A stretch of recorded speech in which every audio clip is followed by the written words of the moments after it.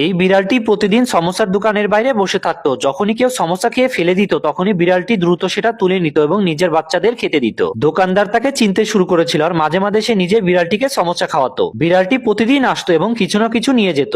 একদিন দোকানে ঝামেলা হয়ে গেল আর পুলিশ দোকানটি বন্ধ করে দিল। বিড়ালটি সেখানেই অপেক্ষা করলো, ক্ষুধার্ত তৃষ্ণার্ত হয়ে সন্ধ্যা পর্যন্ত বসে রইল, কিন্তু কেউই আসলো না। বিড়ালটি ধীরে ধীরে নিজের বাড়ির দিকে চলে গেল। বাচ্চারা তারই অপেক্ষায় ছিল। যেই মা পৌঁছালো বাচ্চারা খুবই খুশি হলো, কিন্তু তারা তো জানতোই না মায়ের কাছে যে কিছুই নেই। বিড়ালটি সবাইকে বুকে জড়িয়ে ধরলো এবং সান্ত্বনা দিল। পরের দিন আবার দোকানে এলো, কিন্তু দোকান বন্ধ ছিল। তখন একটি ছেলে আসলো আর বলল, আমার সঙ্গে চলো, আমি খাবারের ব্যবস্থা করছি। সে বিড়ালটিকে পাশের একটি নতুন দোকানের কাছে দেখিয়ে দিল। সেখানে ছেলেটি প্রতিদিন দুধ আর পাউরুটি দিত আর সে খেয়ে নিত। তারপরে একদিন বিড়ালটি সেখানে ছেলেটির অপেক্ষা করছিল, কিন্তু একদিন ছেলেটি অসুস্থ হয়ে গেল, তাকে হাসপাতালে ভর্তি করা হলো। বিড়ালটি চুপচাপ সেখানে পৌঁছালো, রিসেপশনে সে বসে রইল। কিন্তু সন্ধ্যায় খবর এলো ছেলেটিকে বাঁচাতে 10 লাখ টাকা লাগবে। বিড়ালটি কিভাবে টাকা সংগ্রহ করে ছেলেটিকে বাঁচালো পার্ট 2 দেখতে ভিডিওটিতে লাইক সাবস্ক্রাইব করুন। বিল্লু শরীরের দিক থেকে খুবই দুর্বল ছিল। বিল্লু দুর্বল হওয়ার কারণে ক্লাসের সব বাচ্চারা তাকে নিয়ে মজা করত, যার জন্য বিল্লু সবসময় দুঃখী থাকতো এবং হতাশ হয়ে স্কুল থেকে বেরিয়ে আসে। এরপরে সে জিমে যেতে শুরু করে এবং খুবই পরিশ্রম করতে থাকে,